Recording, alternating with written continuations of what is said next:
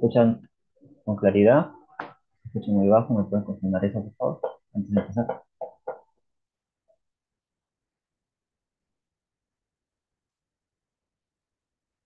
¿Se escucha? Por favor, me confirman. Sí, doctor, sí se escucha. Gracias. No sé si alguien está manejando lo que es la grabación. Si no, yo lo pondré grabación en la nube. No sé si todos tienen acceso a eso, solo yo. En todo caso, lo voy a iniciar de una vez. Grabar en la nube. Recording in progress. Bueno, el día de hoy corresponde tratar el tema de patología gonadal, una sesión teórica. Es importante este tema en la formación de pregrado para poder definir en realidad cuándo es importante hacer una evaluación del eje gonadal y cuándo referir oportunamente como médico general, ¿no?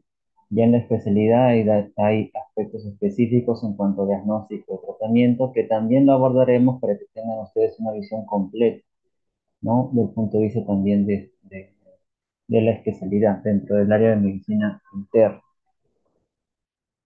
Para ello, vamos a dividir esta sesión teórica en dos partes. Una que corresponde a patología gonadal o hipogonadismo, fundamentalmente masculino y femenino. Empezaremos primero con la parte de hipogonadismo femenino, como patología más frecuente y que es parte de su sílabus. Pues para empezar, les muestro esta imagen. Ustedes pueden ir pensando en algún diagnóstico presuntivo, ¿no? En función a esta foto, ¿no? ¿Alguien podría decirme, esta paciente, qué diagnóstico presuntivo tendría en función de sus estigmas y hallazgos clínicos? Síndrome de Turner, doctor. Muy bien, síndrome de Turner, nos hubiera dicho su compañero, ¿no? Efectivamente, es una paciente que podemos visualizar que tiene un cuello alado. Primero vamos a poner acá el puntero. Tiene un cuello alado, tiene fundamentalmente una talla baja. Podemos encontrar también pterygium coli. Podemos encontrar un hipertelorismo, un aumento de la distancia entre los botón mamario, también hay una obesidad central, ¿verdad? Ahora, eso es lo clásico, ¿no? Porque hay ciertas variaciones o variedades citogenéticas en el síndrome de Turner. Por ejemplo, es una aplicación que hicimos hace algunos años en un congreso nacional. Funciona una paciente con un mosaicismo, ¿no? Cuya expresión clínica del Turner no era florido, sino estaba relacionada con la presentación de un hipogonadismo ya tardío, como parte incluso de una amenorrea secundaria, y esta paciente tenía sobre todo problemas de fertilidad, que fue su principal motivo de consulta inicialmente. Además, luego se agregaron otras manifestaciones clínicas como hipotiroidismo autoinmune y además una mayor severidad en cuanto a sintomatología en el tiempo del hipogonadismo. Y se confirmó su diagnóstico como una variedad citogenética, ¿no? Muchas veces es importante tener en cuenta lo más frecuente, lo más evidente, pero también no dejar de tener en cuenta que pueden haber variaciones, ¿no? Entonces nosotros tratamos personas, no todas las personas tienen las mismas características y hay especificidades que siempre nos deben llevar a ahondar nuestros estudios. Bueno, en la agenda de esta primera sección vamos a hablar sobre la fisiología, repasar conceptos básicos. Les sugiero que profundicen en ellos si no están muy seguros en esos temas, porque es fundamental para comprender la fisiopatología. Con la fisiología podemos comprender la fisiopatología. También luego hablaremos sobre las causas de hipogonadismo primario y secundario y la evaluación clínica y el enfoque diagnóstico y de tratamiento. Para recordar que hay una diferenciación en cuanto a la expresión de las gónadas, si estas son testículos ovarios. Todo parte de la aparición de la cresta orogenital alrededor de la cuarta semana. Luego en la sexta semana podemos evidenciar migración de las células germinales hasta que en presencia del gen SRY, estas se van a poder diferenciar, ya sea en testículos está presente este gen SRY, ¿no? Que va a estar dado por la presencia del cromosoma y además, si es que este está ausente, se va a diferenciar estas en la presencia de un ovario. ¿no? Además que en la formación del ovario van a intervenir otros factores de transcripción como el DAX1, por ejemplo, ¿no? Ahora, si se da lugar a la formación de los ovarios, vamos a ver que dentro de ellas vamos a encontrar las ovogonias, que se van a dividir por mitosis y luego van a entrar en la primera fase de la división meiótica y en esa se van a detener en la fase o estadio de diploteno, ¿no? Podemos establecer algunos hitos en el desarrollo embrionario. Alrededor de las 10 a 12 semanas, estas ovogonias que les mencionaba se quedan en el estadio de diploteno y esto va a dar lugar luego a los ovocitos primarios. Alrededor de las 16 semanas podemos identificar las folículas primordiales y alrededor de las 20 semanas podemos identificar 6 a 7 millones de células terminales. De estas, aproximadamente dos tercios van a dar lugar a ovocitos primarios, fundamentalmente, y el resto va a ser las ovogonias. Al nacimiento, estas ovogonias van a entrar en una atresia y podemos identificar en la pubertad aproximadamente 300.000 a 400.000 células terminales que son las que van a ir liberando la mujer durante su vida reproductiva. También tener en cuenta que hay un desarrollo del aparato reproductor femenino, recordar que hay un conducto importante que es el paramesonéfrico, ¿no? Y si en el desarrollo encontramos que hay una ausencia de factor antimülleriano, este conducto paramesonéfrico se va a diferenciar en el tronco uterino, en el cuello uterino y en el tercio superior de la vagina. También es importante desde el punto de vista de la fisiología recordar que el eje hipotálamo gonadal está comandado por el hipotálamo por la secreción de la GnRH, que es un decapéptido que se va a secretar en forma pulsátil, ¿no? Y recordar que esta secreción pulsátil, cuando es muy frecuente, va a dar lugar a liberación de la hormona luteinizante y cuando los pulsos son lentos, más bien va a dar lugar a la secreción de la hormona FSH o folículo estimulante. Esta secreción que les he dicho, el hipotálamo es pulsátil coordinada en un ritmo de 90 a 120 por minuto. Ahora, hay hormonas que van a regular estos procesos, ¿no? En el ovario se produce fundamentalmente el estradiol, pero vamos a ver que esta puede estar regulada por la hormona inhibina, ¿no? Y la progesterona, ¿no? La inhibina su nombre lo dice, va a tener una acción inhibitoria sobre las gonadotrofinas. Ahora, hay cierta homología o semejanza entre las gonadotrofinas y otras hormonas que se producen a nivel de la hipófisis, ¿no? Así como está la LH-FSH, tenemos TSH, por ejemplo, ¿no? Que comparte la subunidad alfa, ¿no? La subunidad alfa es común a la TSH, LH y FSH, pero lo que va a dar la especificidad a estas hormonas hipofisiarias es la subunidad beta. Los recalco, ¿no? La secreción pulsátil, que es muy importante recordar que si este es de alta frecuencia, va a dar lugar a la LH y si es de frecuencia más lenta, a la FSH. Estos procesos, la secreción de las gonadotrofinas, regulan a su vez, por ejemplo, el ciclo menstrual en la mujer, ¿no? Que es un ejemplo clásico, que lo vamos a comentar luego quizá también, es un ejemplo clásico de retroalimentación positiva, el ciclo menstrual. ¿Por qué? Porque para que se dé el pico de secreción de la hormona luteinizante, que es lo que va a determinar la ovulación, es necesario que haya un aumento de los estrógenos. Entonces, aumento de estrógenos, y aquí más bien lo que se va a dar es una estimulación para el pico de secreción de la hormona luteinizante, a diferencia de lo que ocurre en otros procesos, otros ejes hormonales. Bueno, recordar también el ovario, sus células principales incluyen a las células de la teca, me refiero a las células principales que van a producir hormonas, a las células de la teca y la granulosa. Las células de la granulosa secretan fundamentalmente al estradiol, ¿no? Porque en las células de la granulosa vamos a encontrar una enzima importante que se llama la aromatasa. En las células de la teca, más bien vamos a ver que aquí se van a producir los andrógenos, ¿no? También en la mujer se producen andrógenos, puede ser de fuente ovárica o de fuente de la glándula suprarrenal. Acá estamos hablando del ovario, las células ováricas están en la célula teca y esas son las que influyen en la producción de andrógenos. Por ejemplo, en la fisiopatología podemos pensar en el síndrome ovario poliquístico. Ahí hay una hiperfunción de las células de la teca y eso explica por qué hay una mayor producción de andrógenos, por ejemplo. En fisiología, recuerda que la célula teca y la ganulosa también están presentes en los ovarios, dentro de los folículos primarios, los ovocitos. Y como célula de sostén no soporte están las células del estroma. Vamos a analizar ahora un poco más allá, en la parte es ya más estructural, las características del estradiol como hormona principal. El estradiol se transporta ligado a proteínas.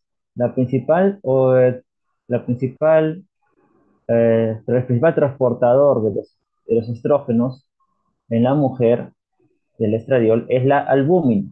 El principal transportador de las hormonas sexuales femeninas, el estradiol, es la albúmina. En un 60%, en un 30% es la globulina ligadora a hormonas sexuales, la SHBG. A diferencia de lo que veremos luego que ocurre en la testosterona. Con la testosterona es al revés, el principal transportador es la globulina y el menor porcentaje la albúmina. En el caso de estradiol, el mayor transportador es la albúmina. ¿Qué es lo importante tener en cuenta? Que la hormona biológicamente activa es la que no está ligada a proteínas. Pero hay entonces procesos, enfermedades también que pueden llevar a una hipoluminemia o trastornos como deficiencias en proteínas que pueden alterar, ¿no?, los niveles de estrógenos también en sangre. Tener en cuenta ahí. Entonces, el estrógeno más potente es el estradiol y depende de su secreción fundamentalmente de esta enzima, la aromatasa. La aromatasa es importante. El sustrato del estradiol o los estrógenos en general también viene a ser un precursor. El precursor es un andrógeno. En este caso, la testosterona puede ser un precursor, igualmente la androstenediona. Pero por acción de esta aromatasa, este andrógeno se va a convertir en estrógeno. En tejidos periféricos, la estrona es fundamental, ¿no? En tejido adiposo podemos encontrar aromatasa y esta puede convertir andrógenos en estrógenos, en este caso la estrona. En el ovario tenemos las células de la granulosa a la aromatasa y convierte la testosterona en estradiol. La aromatasa entonces es muy importante su expresión en varias células como las de la granulosa, pero también en el hipotálamo, en el tejido adiposo y en fisiopatología, por ejemplo en cáncer de mama, en tejidos que ya tienen mutaciones sucesivas, puede ser un factor que puede empeorar la evolución del pronóstico de un cáncer de mama, ¿no? Entonces, una persona que, por ejemplo, tiene cáncer de mama y tiene obesidad, tiene mayor riesgo de que pueda tener un peor pronóstico, porque estas células de tejido adiposo adicionales pueden ser una estimulación para que haya una mayor secreción de hormonas y muchos de estos neoplasias son dependientes de estrógenos, entonces puede favorecer su proliferación. Después de la menopausia se siguen produciendo estrógenos en la mujer, ¿no? Pero la fuente es periférica, o sea, periférica quiere decir que es fuera del ovario. En este caso, el tejido adiposo o otro tipo de tejidos fuera del ovario contribuyen a ello, ¿no? Fundamentalmente el estrón. Esto es lo que les decía, además de los estrógenos tenemos otras hormonas como los andrógenos. En el caso de los andrógenos, el más importante, bueno, los más importantes son de fuente ovárica como de fuente adrenal. Un 50% de los andrógenos se originan de fuente del ovario y un 50% se originan de fuente de la glándula adrenal. Entonces, esto es importante, ¿no? Porque para hacer una diferenciación, en la mujer los andrógenos de origen suprarrenal son muy importantes, no tanto así en el varón. En los andrógenos veremos más adelante, repasaremos, el 90% viene de los testículos y un 10% menos de fuente periférica o en todo caso del origen adrenal. En el caso de la mujer, 50% ovárico, 50% adrenal. Existe también andrógenos en la mujer entonces que van a tener un metabolismo propio, incluso puede formarse una forma activa de esta que es la de hidrotestosterona. Esto es lo que les decía, la retroalimentación positiva en el caso del eje gonadal en la mujer se ve ejemplificado, porque en el ciclo menstrual veremos que los estrógenos, que en otros ejes más bien inhibirían por asa corta o asa larga las gonadotrofinas, aquí más bien los estrógenos son un factor estimulante para la secreción de las gonadotrofinas. es decir, una retroalimentación positiva. Aumenta estrógenos si se da la elevación de las gonadotrofinas, en particular la gonadotropina. Por eso hablamos de retroalimentación positiva en este caso. Recordar que los estrógenos influyen en el crecimiento del endometrio. En la fase proliferativa, sobre todo, veremos vasos sanguíneos que van a crecer en forma de espirales con un crecimiento mayor de la capa funcional, hasta que luego ocurra ya luego la ovulación. Y en la segunda fase del ciclo menstrual encontraremos en el endometrio una fase más bien secretora, donde veremos que aumenta la progesterona, los vasos sanguíneos en vez de estar en forma espiralada se vuelven tortuosos y encontraremos además una elevación de las prostaglandinas. Entonces, cuando se va a dar la menstruación, que es en la mitad del ciclo menstrual, veremos que va a haber liberación de prostaglandinas, en particular la 2-alfa y la E2. Esto da lugar a una vasoconstricción, relajación progresiva de los vasos espirales, da entonces lugar a una isquemia del endometrio y la menstruación. Ahora, si ocurre una concepción, esta se da según comúnmente en la segunda mitad de la fase secretora y es lo que llega luego a que se forme el sincito trophoblasto que secreta GnRH y que sostiene el embarazo, en ese caso de ocurrir. Entonces vemos en esta lámina que en la fase folicular va a haber un aumento de estrógeno fundamentalmente, que en el endometrio se va a evaluar como una fase proliferativa. En el ovario veremos un crecimiento de los folículos. Si se da la ovulación luego, veremos una fase lútea en el ovario y una fase secretora en el endometrio. Entonces las hormonas en el eje hipotálamo posterior gonadal femenino tienen una función biológica propiamente dicha, pero también tiene una función reproductora, ¿no?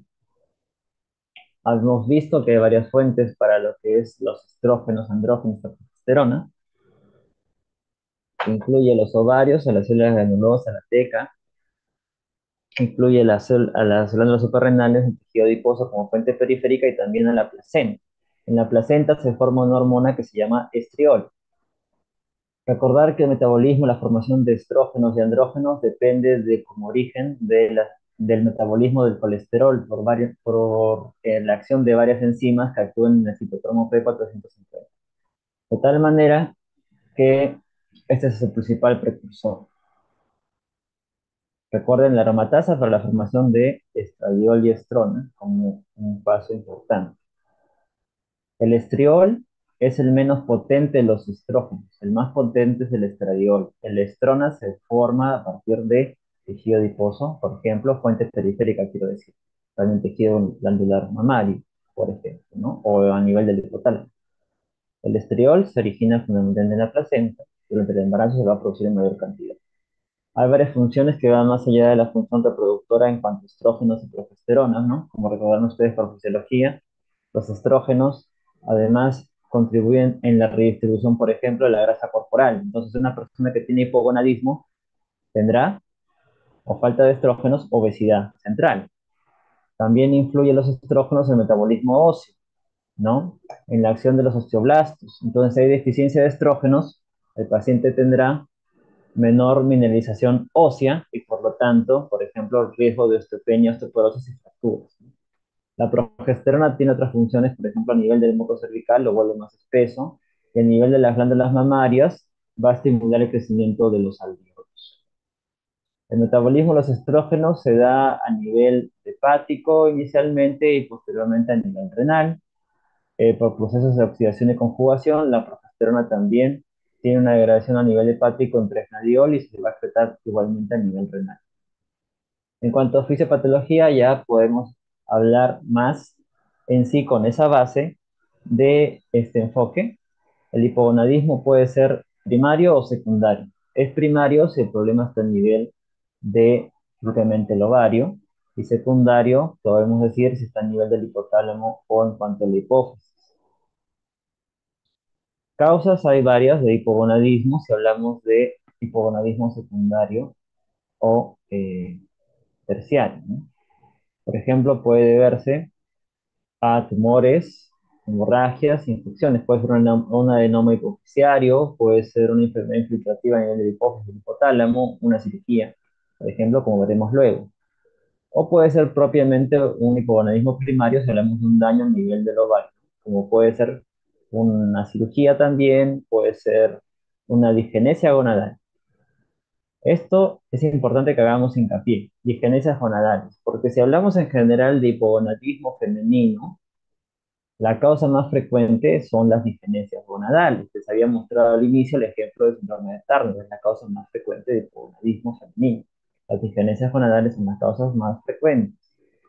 Ahora sí, entonces hablemos de etiología. Cuando hablamos de hipogonadismo femenino, hay varias maneras de abordarlo, ¿no? Podemos incluir patologías que afecten a diversas áreas del eje hipotálamo gonadal, como puede ser las enfermedades congénitas o adquiridas de la hipófisis, del hipotálamo o del mismo ovario.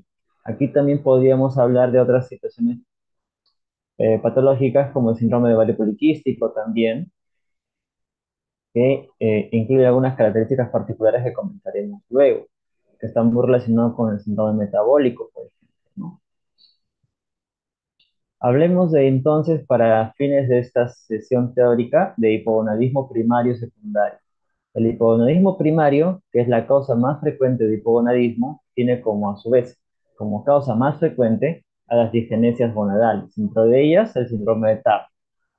El hipogonadismo primario puede ser entonces congénito o adquirido. No se olviden entonces que la causa más frecuente es el síndrome de Turner. Fuera de ello, puede ser iatrogenia, una cirugía, puede ser consecuencia de un proceso autoinmune, una ophoritis autoinmune, es una enfermedad endocrinológica de origen autoinmune. Así como la enfermedad de Addison, también existen anticuerpos que pueden atacar a los ovarios y puede dar lugar a menopausias, por ejemplo, precoces. También están procesos infecciosos, enfermedades metabólicas como la galactosemia, por ejemplo. Y lo que se puede ver en adultos, causas adquiridas de hipogonadismo primario existen también. Vamos a abocarnos en esta parte de etiología al síndrome de Turner. Como les había dicho al inicio, este es un síndrome genético que tiene características clásicas que hemos repasado: talla corta, obesidad central, hipertiroidismo de origen coli. Puede estar asociado además a un acortamiento del cuarto metacarpiano, una implantación baja del cuello, como vemos en esta imagen, por ejemplo, ¿no? Y la edema del dorso del pie, como se ve en este infante. La causa más frecuente en cuanto a variaciones genéticas del síndrome de Turner es la monosomía 46X, como recordarán. Esto viene a ser el 50% de las variedades citogenéticas del síndrome de Turner, pero existen otros 50% que puede deberse a mosaicismos, como le mostré el ejemplo del reporte de casos, o una translocación, por ejemplo, de lesiones de brazo corto o brazo largo, por ejemplo, que viene a ser todas estas variedades citogenéticas el otro 50%. Pues no siempre van a encontrar un cuadro típico florido de síndrome de Turner. He ahí lo importante. Pues no dejar de ver que esta es la causa más frecuente de hipogonadismo y siempre podríamos sospecharla nosotros en unos pacientes con hipogonadismo, pensarlo, descartar. Dentro de las manifestaciones fenotípicas del síndrome de Turner, además de la talla baja, podemos encontrar obesidad endógena, podemos encontrar además pubertad retrasada. Pues la pubertad no va a ocurrir a la edad en la cual habitualmente se da en la mayoría de personas, ¿no? ¿Cuál es el primer cambio que ocurre en la pubertad? El desarrollo del botón mamario. Y el último cambio que ocurre en la pubertad en la mujer es la primera menstruación o la menarquia. Entonces, estos pacientes pueden tener amenorrea primaria, pueden tener amenorrea primaria, porque no van a presentar la menarquia. Entonces, puede haber una pubertad retrasada. Pero existen otras características en el síndrome de Turner o malformaciones congénitas que podríamos encontrar. Por ejemplo, malformaciones cardiológicas, ¿no? Podemos encontrar una aorta o una estenosis aórtica, podemos encontrar malformaciones renales, podremos encontrar hipoacusia neurosensorial congénita y también podemos encontrar en los pacientes presencia de nevus pigmentarios, por ejemplo, ¿no? Alteraciones dermatológicas. El coeficiente intelectual en estas personas no se afecta significativamente, solo un 10% se describe pueden tener retraso mental. Entonces pueden hacer sus actividades de la vida normales, desarrollarse profesionalmente inclusive, pero tener esta complicación del punto de vista del eje gonadal de estas personas. Hay otras asociaciones con endocrinopatías en el síndrome de Turner que siempre es bueno evaluar. Pueden tener estas personas obesidad central, por lo tanto síndrome metabólico, resistencia a la insulina y por lo tanto mayor riesgo de diabetes mellitus tipo 2. También hay una asociación muy significativa con hipotiroidismos autoinmunes como la tiroiditis de Hashimoto, por ejemplo. Entonces siempre son estas poblaciones de alto riesgo de estas comorbilidades desde el punto de vista endocrinológico. También tienen mayor riesgo de fracturas estas personas porque suelen tener mutaciones en el gen SOX y esto se ve con que hay una alteración sobre todo en el cromosoma X. Dentro de las malformaciones que encontramos, yo les había mencionado que pueden haber malformaciones congénitas cardiológicas como una válvula aórtica bicúspide o corrección de la aorta, incluso llegar a una disección de la aorta, que puede darse cuando estas personas pueden incluso llegar a gestar. También puede haber afectación renal, malformaciones congénitas, rotación o duplicación o riñón en herradura o hidronefrosis. Ahora, en los mosaicismos hay una particularidad. El hecho es de que estas personas pueden tener tumores, aparecer tumores, ¿no? Malignos, sobre todo a partir de sus genitales que pueden ser ambiguos. O sea, estas personas pueden tener gónadas rudimentarias, inclusive pueden tener apariencia de un testículo y pueden tener entonces mayor riesgo de malignizarse. En estas personas que tienen gónadas rudimentarias pueden formarse gonadoblastomas. Sobre todo esto se ve en los mosaicismos. Por eso es importante detectar, ¿no? Por el riesgo de neoplasias. Ahora, no todo es síndrome de Turner, existen otras disgenesias gonadales. Por ejemplo, aquí vemos mutaciones genéticas, son casos en realidad bastante raros, diagnósticos diferenciales o por descarte, ¿no? Existen personas que pueden tener cariotipo 46XY y pueden tener un fenotipo femenino, sobre todo mutaciones que tienen que ver con las hormonas folículo estimulantes, intervienen aquí. Pueden tener talla alta, normal, inclusive un hábito glucoide, ¿no? Y ser diagnosticados tardíamente.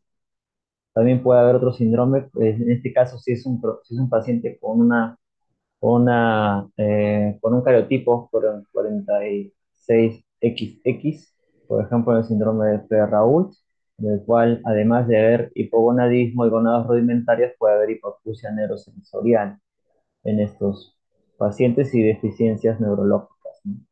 Son otras disgenesias gonadales. También está la disgenesia gonadal relacionada al síndrome de Swyer. Aquí encontramos un cariotipo 46XY, ¿no? Generalmente, pero puede haber mutaciones en algunos segmentos del cromosoma del gen SRY o incluso a nivel del NRSA1 que interviene en la diferenciación de las gónadas y estos pacientes pueden tener finalmente un fenotipo femenino, pero ser o tener un cariotipo masculino. Inclusive estos pacientes pueden tener algunas características, ¿no? Sexuales, pero no completas. Obviamente la pubertad no va a ser completa, habrá entonces una pubertad retrasada y sus gónadas serán rudimentarios, testículos rudimentarios y que pueden mutar a disferminomas. Existen otras causas de hipogonadismo primario como deficiencias enzimáticas que intervienen en la formación de las hormonas sexuales, ¿no? Como el estradiol. Entonces, mutaciones, por ejemplo, en la 17 alfa hidroxilasa o 17-20 liasa, en la vía de la síntesis de las hormonas puede dar lugar a hipogonadismo. El síndrome de Morris, que espero que hayan revisado, leído en algún momento, si no lo han hecho, les invito a revisar, es un síndrome que lo podemos ver en nivel terciario con relativa frecuencia en la especialidad. El síndrome de Morris, si vamos más allá del epónimo, está relacionado con un síndrome de insensibilización a andrógenos. El problema, mejor dicho, está en los receptores de andrógenos. Entonces, esta insensibilidad a los andrógenos puede ser total o puede ser parcial. Si es total, encontraremos un fenotipo femenino. Si es parcial, puede haber algunas características ambiguas, ¿no? Entonces, en dos pacientes, estos pacientes tienen un cariotipo XY, clásicamente. Pero el problema está en que la testosterona que producen no actúa eficazmente porque tienen mutaciones en sus receptores. Entonces el fenotipo va a ser finalmente femenino, en que podemos encontrar un vello escaso, incluye una vagina, pero esta vagina es ciega, ¿no? Y evidentemente no va a haber genitales internos femeninos, ¿no? Sus caracteres sexuales primarios en realidad son masculinos, testículos, pero que no van a descender, testículos que pueden estar a nivel del canal inguinal. El riesgo de estos testículos intraabdominales es que pueden mutar a un tumor como un gonadoblastoma. Ahora, esta es una patología con una problemática mayor, ¿no? Como comentaremos al final en cuanto a manejo de esta primera parte, porque esto puede afectar evidentemente el estado emocional de las personas con esta condición, ¿no? Me refiero a la determinación del sexo. La falla ovárica prematura también es una patología que se piensa, sobre todo esto lo vemos en adultos, cuando los ciclos menstruales cesan a edades tempranas. Por ejemplo, que una paciente tenga amenorrea ya establecida secundaria por periodos largos, más de 6 meses, en personas sobre todo menores a 35 o 40 años. Actualmente tiene una denominación esta entidad como falla ovárica prematura. Suele ser un diagnóstico de descarte y intervienen varias etiologías aquí, desde autoinmunes, radioterapia, infecciones, ¿no? Lo más frecuente es que no se encuentre la causa y se denomina esta condición idiopática. Ahora hablemos de hipogonadismo secundario. El hipogonadismo secundario igualmente puede ser congénito o adquirido. Aquí podemos incluir al hipogonadismo de origen de la hipófisis, problemas de la hipófisis o lipotasia. Una causa en realidad frecuente de origen congénito viene a ser el síndrome de Kalman. De repente ya lo he escuchado, ¿no? Y si hablamos más bien de causas adquiridas, podemos pensar en tumores, enfermedades filtrativas, como ya lo mencionamos anteriormente. Otra manera de clasificar el hipogonadismo secundario o hipogonadismo o hipogonadotrófico, normogonadotrófico, es saber si esta es una causa orgánica o es una causa funcional por un factor secundario que esté alterando la secreción de las gonadotrofinas. Se corrige el factor y el eje hormonal funciona normalmente. Por ejemplo, hablemos de esto primero. Causas funcionales. ¿Qué alteraciones pueden afectar el eje hipotálamo hipofisio gonadal? El estrés intenso, trastornos de alimentación, ya sea anorexia o bulimia, o enfermedades crónicas. Esto es relativamente común en nuestro medio, ¿no? ¿Cuántas personas sufren de ansiedad, depresión en la consulta externa? ¿Cuántas personas tienen trastornos de alimentación? Pues eso es algo importante que debemos evaluar. Lo vamos a ver aquí, mejor en esta lámina, va a quedar más claro.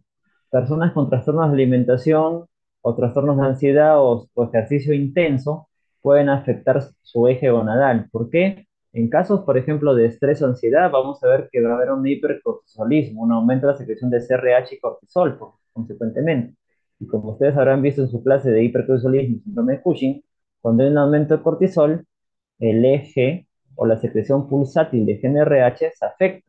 Entonces la secreción de gonadotrofinas también puede estar alterada o disminuida, y eso es causa de hipogonadismo.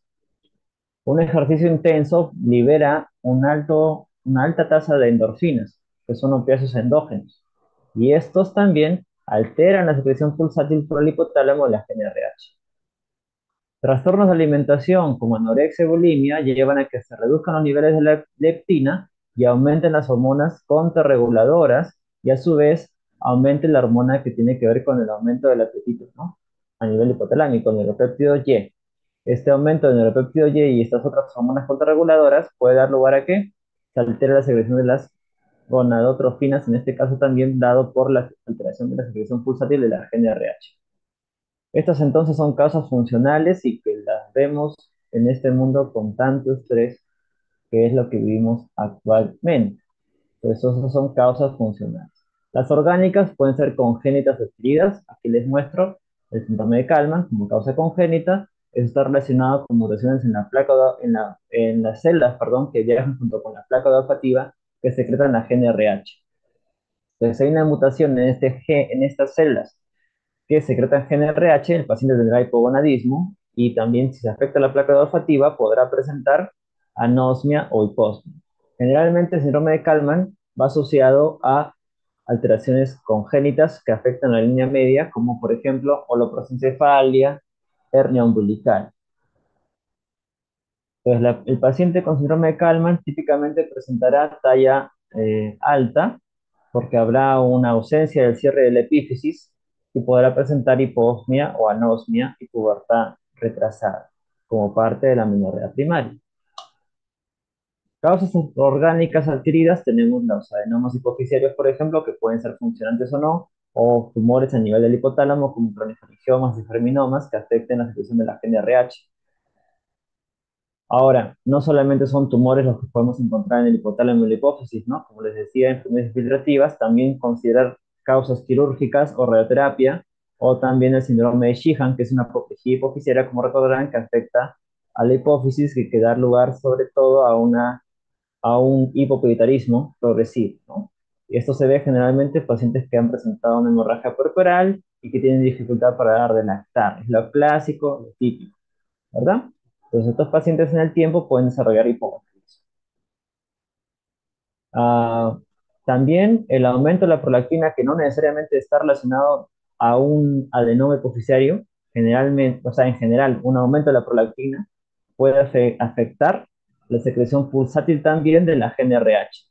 Sea que el aumento de la prolactina sea por medicamentos, o sea por un hipotiroidismo primario, o por una enfermedad que afecte el tallo de la hipófisis que aumenta la prolactina, por reducción de la dopamina, cualquiera sea la causa, la hiperprolactinemia es causa de hipogonadismo. Como habrán revisado o revisarán en clases de prolactinomas, el aumento de la prolactina es una causa de hipogonadismo secundario, que es parte de la presentación clínica de la hiperprolactinemia, tanto en varones como en mujeres, en este caso hablando de mujeres. Esto lo hemos mencionado, las causas funcionales, no voy a detenerme en eso. Recordarle, ahora hablemos de la clínica. Aquí es importante tener en cuenta ciertos hitos y ciertas características para diferenciar. Partamos del concepto de que el hipogonadismo tiene como causa más frecuente las disgenesias gonadales. Entonces, pensar siempre que podrá darse esto comúnmente en personas con sospecha de síndromes genéticos como el síndrome de Turner. Entonces, si vamos por lo más frecuente, si una persona tiene hipogonadismo, yo voy a fijarme mucho en la talla del paciente. Si tiene talla baja hipogonadismo, pensaré, podrá ser un síndrome de Turner, ¿verdad? Ahora, eso es algo importante a considerar. Otro aspecto es preguntarnos si este hipogonadismo se ha instalado antes de la pubertad o después de la pubertad. El paciente que están viendo ya presentó pubertad o no ha presentado la pubertad. Si no ha presentado la pubertad, volver a ver o evaluar la talla, ¿no? Si es una talla baja, el problema estará dado relacionado a una disgenesia gonadal, un hipogonadismo primario. Si encontraré una talla alta, podré pensar que no es un problema probablemente del ovario, propiamente dicho, una disgenesia gonadal o síndrome genético, sino que probablemente este problema estará relacionado con afectación del hipotálamo o la hipófisis. Probablemente sea un hipogonadismo hipogonadotrófico. Yo clínicamente podría ir pensando en dónde está el problema sin necesariamente haber hecho exámenes de laboratorio. Obviamente, esto será antes de la pubertad si yo encuentro que no hay una, un desarrollo completo de las caracteres sexuales secundarias. Si la paciente ya tiene características de haber presentado la menstruación, ¿no? Ya lo encuentro en una edad adulta, podría encontrar, por ejemplo, que sí ha desarrollado la pubertad, pero veo en ella que tiene manifestaciones clínicas de disminución de caracteres sexuales secundarios, podrá presentar, por ejemplo, disminución de vello púbico axilar, de repente presenta también clínica de hipogonadismo en adultos, por ejemplo, bochornos, ¿no? O aumento de peso, ¿no? Después de la pubertad, generalmente vemos eso, disminución de caracteres sexuales secundarios, ¿no? Pero ya se dio la primera menstruación.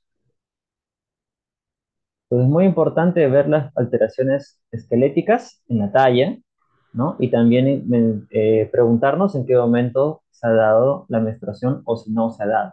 para poder establecer un origen, ¿no?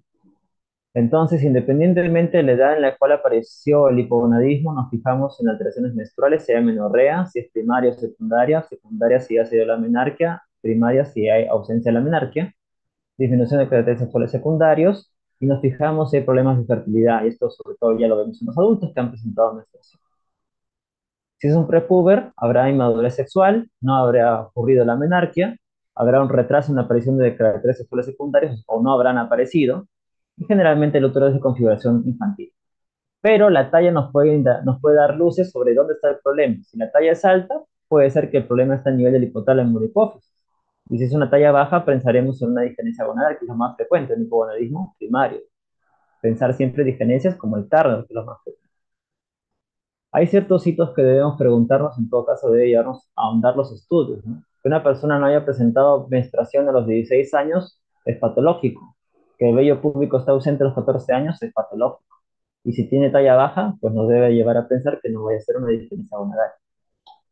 También no tener botón mamario evidente, prominente a los 13 años, también es algo patológico. En un post-puber no vamos a encontrar problemas en la talla. El problema en la talla tiene que ver con que el pico de estrógenos de la pubertad cierra la epífisis. Por eso una persona puede seguir creciendo. O las diferencias gonadales como el síndrome de Turner van asociadas a talla baja.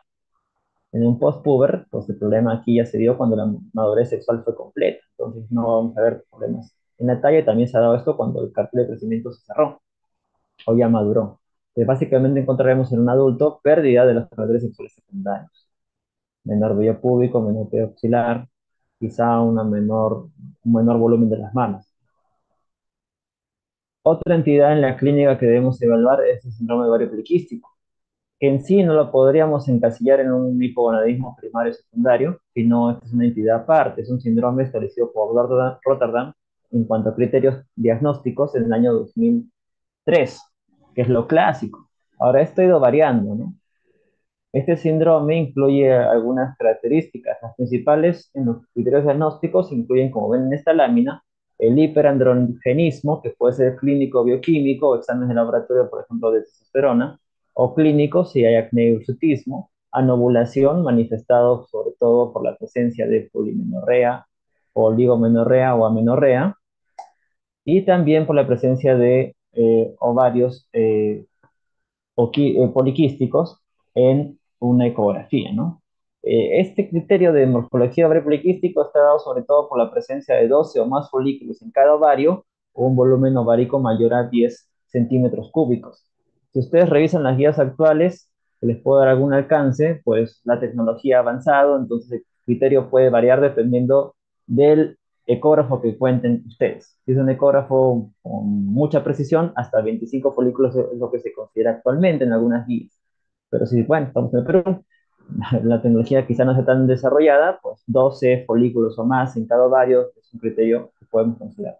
O un volumen del ovario mayor a 10 centímetros cúbicos. ¿Cuántos de estos criterios deben estar presentes para un diagnóstico de síndrome ovario poliquístico? Por lo menos 2 de 3. Es decir, puede haber fenotipos de personas con síndrome poliquístico que no tengan alteraciones en cuanto a los andrógenos o no tengan problemas de ovulación o incluso en las ecografías no salgan alteradas y aún así, habiendo hecho un descarte de otras enfermedades, porque es un diagnóstico de descarte, pues se puede sospechar de un síndrome ovario poliquístico. Vamos a lo que es diagnóstico. Partamos de la clínica del paciente, ya lo hemos revisado. Ahora, en base a eso, elaboraremos un plan de trabajo para diagnosticar síndrome ovario poliquístico. Si es, perdón, ovario poliquístico no, de hipogonadismo. Si es primario o secundario, es lo primero que habría que establecer. Pues podríamos dosar estrógenos y gonadotrofinas. Estrógenos, si estos están bajos y las gonadotrofinas no están, perdón, o están elevadas, ¿el problema dónde estará? En el ovario, porque no va a haber una adecuada respuesta a estas gonadotrofinas en los ovarios. En cambio, si los estrógenos están bajos y las gonadotrofinas no están elevadas, diremos que es un hipogonadismo secundario. Ojo a lo que estoy diciendo. Si los estrógenos están bajos y las gonadotrofinas no están elevadas, es decir, están normales o bajas, hablamos de un hipogonadismo secundario. ¿de acuerdo? O sea, el problema está a nivel del hipotálamo o de la hipófisis. O sea, el hipogonadismo secundario también se llama normogonadotrófico o hipogonadotrófico.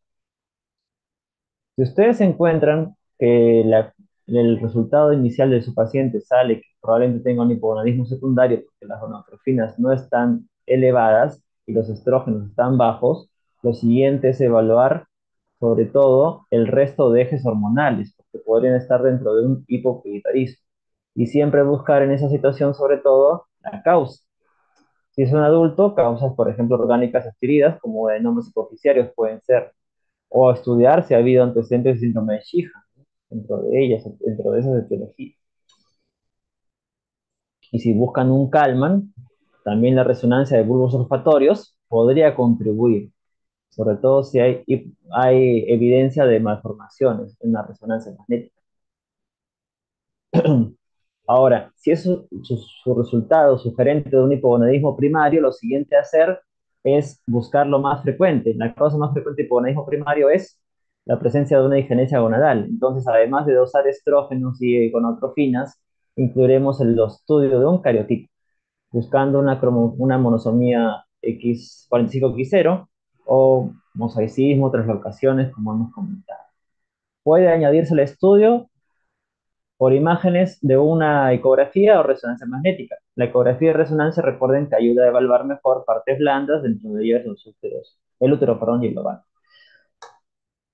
También dentro de la evaluación clínica de una persona con hipogonadismo se incluye el estudio de la fertilidad. Por ejemplo, ahí es importante evaluar reserva ovárica. Si ustedes tienen un paciente que tiene, por ejemplo, tras haber hecho este dosaje de FSH entre el segundo y quinto día de la menstruación, un valor menor a 10, es sugerente que tiene una adecuada reserva o cantidad de óvulos. También en el mundo se estudia, y en nuestro medio también tenemos el factor antimülleriano. Tiene muchas aplicaciones en la actualidad, pero en cuanto a fertilidad, hay ciertos puntos de corte que nos pueden sugerir una adecuada reserva ovárica. Un valor que sugiere ideal, ¿no? Es de 3,5. Esto depende obviamente del laboratorio y la técnica que se haya usado, pero está incluido el factor antimuderiano en el estudio de la fertilidad. Ahora, otros exámenes que pueden añadir ustedes, sobre todo para evaluar, por ejemplo, cuando un paciente ha ovulado, ¿no? Es estudiar la progesterona. Si una persona ha ovulado, si dosamos la progesterona en el día 21 del ciclo menstrual, va a estar elevada. Una manera de poder dosar esta hormona es tomar en cuenta la fecha de última regla y restar 7 días. Y en ese día, si la progesterona es mayor a 5, esa persona ha ovulado, por ejemplo. También en personas con infertilidad se puede hacer estudios, por ejemplo, de las trompas uterinas y podemos hacer estudios como la histerosalpingografía. También si tienen un paciente en el cual están evaluando síndrome ovario poliquístico, pueden estudiar una ecografía ovárica, transvaginal o abdominal si la persona no lo desea hacerse una ecografía transvaginal, por ejemplo. Y siempre este diagnóstico es de descarte. Entonces debemos descartar, dependiendo de la clínica, si hay hipotiroidismo, hipertiroidismo, si el paciente presenta otros tumores ováricos, que puede ocurrir, sobre todo en pacientes con hirsutismo severo, alopecia severa. También estudiar si su sospecha es esta, si es que hay o no síndrome metabólico, ¿no? Si hay diabetes, si tienen estetosis hepática metabólica, si el paciente presenta o no resistencia a la insulina, por ejemplo, ¿no? Y descartar, como les decía, otras enfermedades, además de los problemas tiroideos, si es que hay o no hiperprolactinemia, por ejemplo, o síndrome de Cushing, dependiendo del caso. Bueno, cuando les comparto esta presentación, esta es una guía, bueno, en realidad es la última guía sobre el síndrome poliquístico. Como les mencionaba, la tecnología ha ido avanzando, entonces los puntos de corte para el conteo de folículos ováricos en cada ovario varía dependiendo de eso, ¿no? Pero todavía se puede mantener el criterio de 12 cuando la tecnología no está plenamente desarrollada. Pero son dos de estos tres criterios los que tienen que estar presentes. Y recordar que el fenotipo es variado, ¿no? Está el clásico, el paciente que tiene alteraciones ováricas en una ecografía, hay hiperandrogenismo y anovulación, pero no necesariamente todas las personas van a presentar esas tres características clínicas. Disculpen un momento, por favor.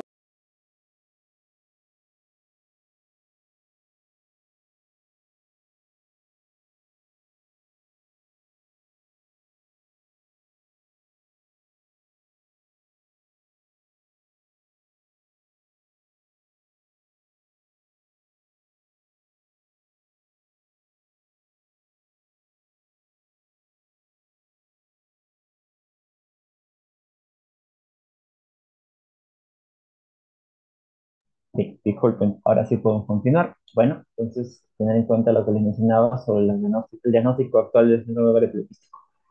Tratamiento. ¿Cuál es el tratamiento del hipogonadismo femenino? El tratamiento básicamente es el reemplazo hormonal.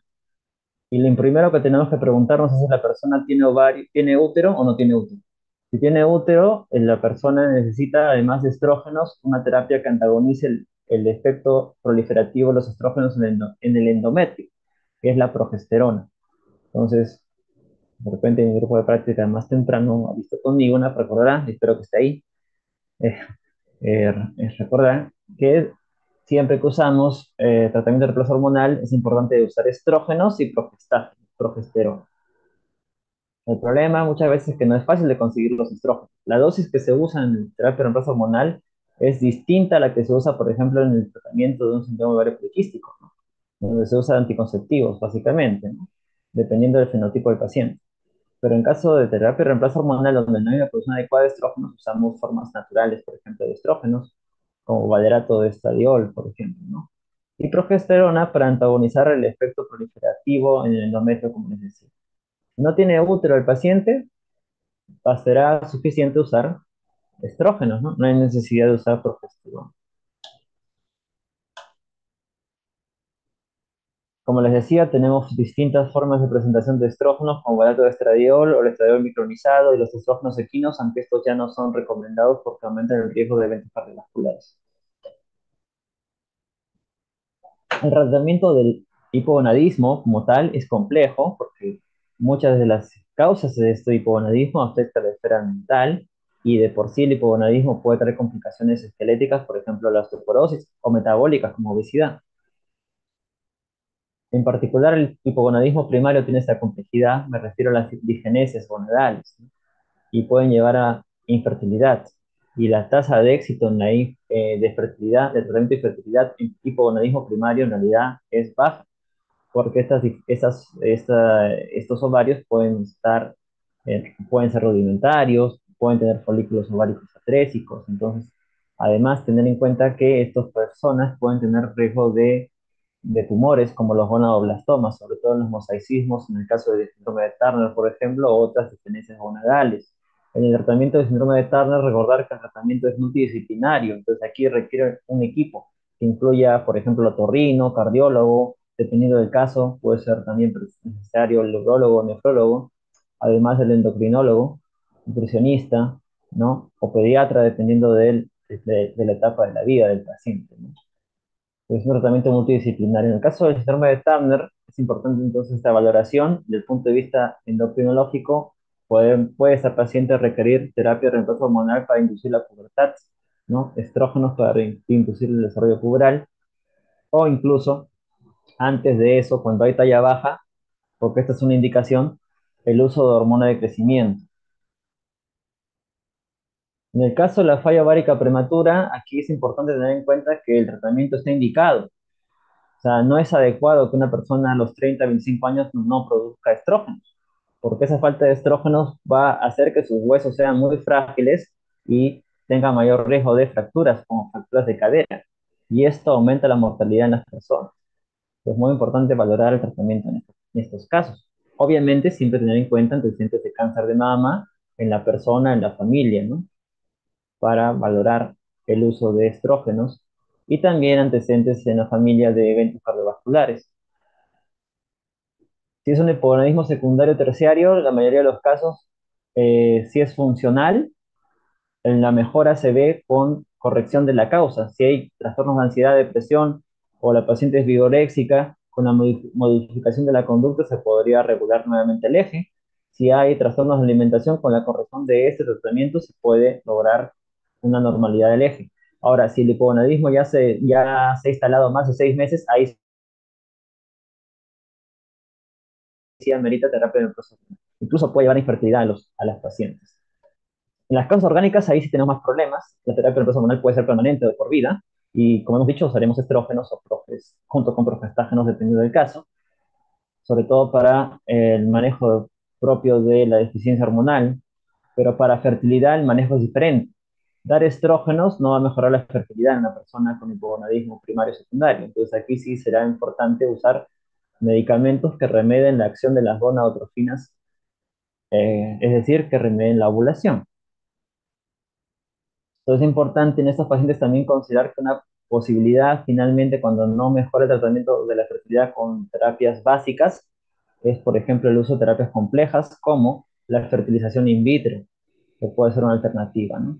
Pero en los casos que vemos inicialmente, se maneja estos, junto con el ginecólogo de la reproducción, con el uso de medicamentos que actúen o semejen la acción de las gonadotrofinas, como por ejemplo los inductores de la ovulación.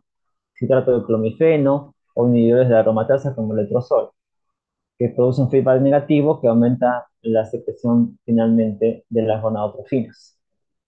También puede afectarse la fase lútea, entonces aquí estas personas pueden ser que no lleguen a arreglar. Entonces en estos pacientes se puede usar progestágenos.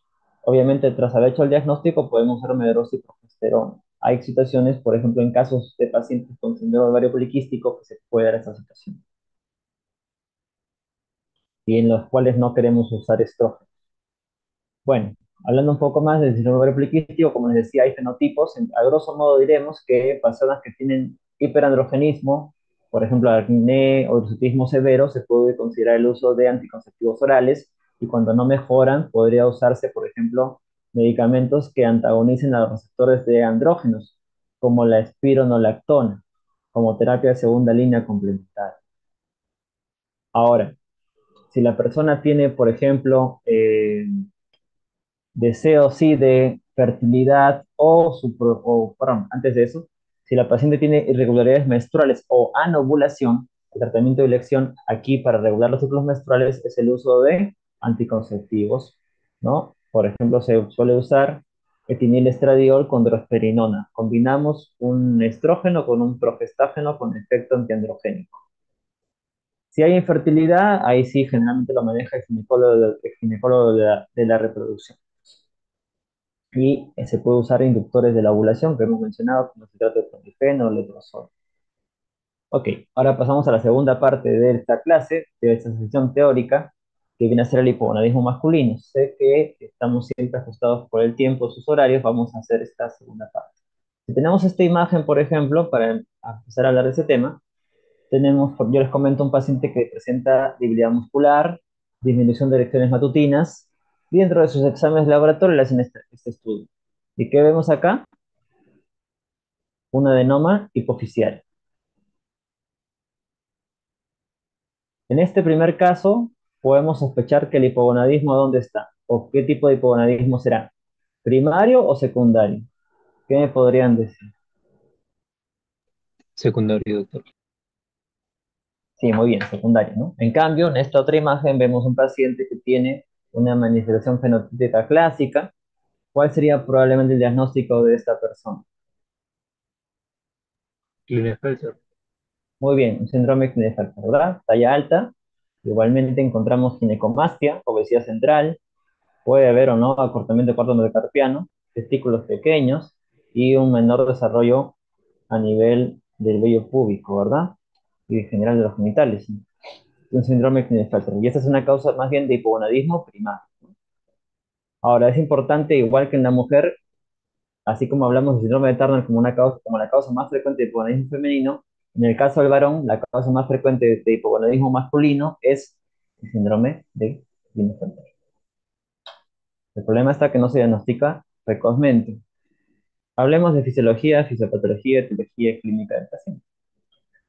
En cuanto al general, antes de hablar, discúlpeme, antes de hablar de manejo de pacientes.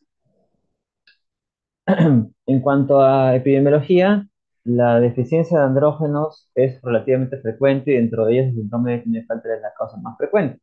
Si hablamos de, por ejemplo, de infertilidad, fuera de las causas idiopáticas, los trastornos que afectan al testículo son las más frecuentes. Dentro de ellas, las disgenesias gonadales incluyen un 30-40% de las causas de infertilidad. Fuera de eso, pueden haber defectos posttesticulares un 10 a 20%, enfermedades hipofisarias de 1 a 2%. Si recuerdan el aspecto fisiológico en el eje gonadal masculino, recuerden la estructura de los testículos, dentro de ellas vamos a poder discernir que hay o está presente la lámina visceral, albuginia y vasculosa, y eh, dentro de la albuginia están los lobulillos piramidales, y dentro de los lobulillos piramidales vamos a encontrar a los túbulos seminíferos, dentro de los cuales están las células de Sertoli y las células terminales. Y entre los túbulos seminíferos vamos a encontrar a las células de Leydig, o también llamadas células intersticiales. ¿Qué hormonas secretan las células de Leydig? ¿Se acuerdan? No. ¿Qué hormonas secretan las células de Leydig? ¿Mm? ¿No? ¿No se acuerdan? Las células de Leydig, ¿qué hormonas secretan? Los intersticiales. Sí, ¿cuáles? ¿Qué hormonas secretan? La testosterona. ¿Ok? No se olviden la testosterona. Bueno, la irrigación, recordar que proviene de las arterias testiculares estas de las arterias espermáticas internas, y la parte venosa, la vena espermática derecha va a drenar en la vena cava, la espermática izquierda en la vena renal. Hay células importantes de sostén que facilitan el crecimiento de los espermatozoides, que son las células de Sertoli, que forman uniones estrechas y dan lugar a una barrera hematocelular. La función de la célula de Sertoli tiene que ver sobre todo con favorecer el crecimiento y desarrollo de los espermatozoides. También estas células de Sertoli secretan la linibina, que inhibe a su vez a la hormona folículo estimulante, ¿no? Y, eh, bien, bueno, y las células de Sertoli tienen también una enzima que se llama la aromatasa, ¿no? Entonces la aromatasa es importante porque en estos pacientes va a facilitar también la secreción de estrógenos. También el varón produce estrógenos, por si acaso. Recordar estructuras anatómicas, ¿no? Hablamos de los túbulos seminíferos, la vesícula seminal y la uretra prostática. Recordar que el líquido seminal está dado por 60% del líquido que viene de las vesículas seminales, un 20% de la uretra prostática y otro porcentaje también de las glándulas uretrales de Cooper y de Littré.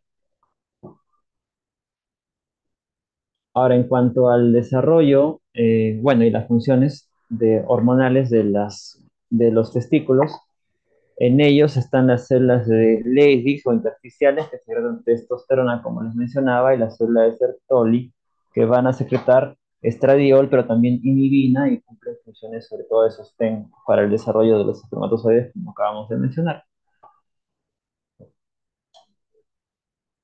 La testosterona va a viajar unida a proteínas. Ojo, y también recordar que no todos los andrógenos son igualmente potentes. El más potente, perdón, el más importante es la testosterona, ¿no? La forma biológicamente activa es la dihidrotestosterona. Esta se va a formar por acción de la 5-alfa reductasa. Otros andrógenos menos potentes son los de fuente adrenal y en realidad contribuye poco para la totalidad de andrógenos, ¿no? Ya sea la androstenediona y la dihidroepiandrosterona, que se va a formar a nivel de la capa reticular de la corteza de la glándula suprarrenal. 5% viene entonces de esta fuente periférica, en este caso. La testosterona viaja ligada a proteínas. El principal transportador es la globulina ligadora a hormonas sexuales, la SHBG. ¿Por qué es importante esto y se los menciono ahora? Porque hay condiciones o enfermedades que reducen o afectan la producción de esta globulina. Por ejemplo, personas con obesidad, que consumen andrógenos, que tienen hipotiroidismo, personas con acromegalia. En estas personas, si medimos testosterona total, la que está unida a proteínas, nos puede salir falsamente bajo. O sea, quiero decir que no necesariamente la testosterona va a estar baja en estas personas con estas condiciones, sino el valor bajo está dado porque tienen menores niveles de esta globulina ligadora a hormonas sexuales. Por eso, cuando hay obesidad, cuando tenemos un paciente con hipotiroidismo descompensado, acromegalia descompensada, lo ideal es dosar la testosterona ligada, perdón, no ligada a proteínas, la testosterona libre, ¿no? Que es la que es biológicamente activa.